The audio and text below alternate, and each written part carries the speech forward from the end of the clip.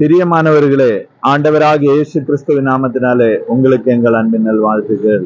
இன்றைய தினத்திலும் நாம் வேதத்திலிருந்து ஒரு வசனத்தை தியானிக்கலாமா?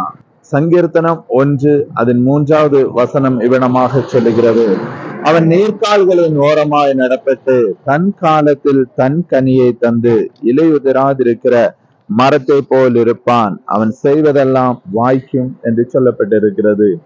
ஆம் பிரியமானவர்களே, நம்முடைய வாழ்க்கையில ஒரு செழிப்பான ஒரு வாழ்க்கை குறித்து வேதத்திலே சொல்லப்பட்டிருக்கிறது. நீர்க்கால்களின் ஓரமாய் நடப்பட்ட ஒரு மரத்தை போல் இருப்பான் என்று.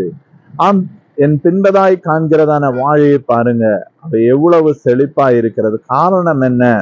இந்த தமிழ்நாட்டில இவ்வளவு வெயிலும் சூடும் இருந்தும் இது ஏன் செழிப்பா இருக்கிறது என்று தெரியுமா? இதற்கு நீர்க்கால்கள் இருக்கிறது. நடப்பட்டிருக்கிற இடங்களில நீர்க்கால்கள் ஓடுகிறது நிமித்தம் அது செழிப்பா இருக்கிறது.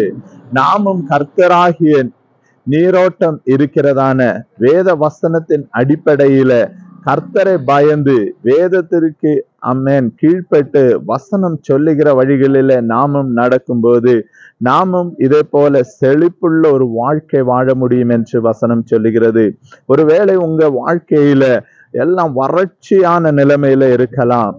நீங்க பார்க்கும்போது உங்களுக்கு பண பற்றாக்குறைகள் இருக்கலாம். ஒருவேளை உங்களுக்கு வேலை வாய்ப்புகள் கூட கிடைக்காத நிலைமையில இருக்கலாம். தொழிலில ஒருவேளை நெருக்கமான நிலைமையில் கூட இருக்கலாம்.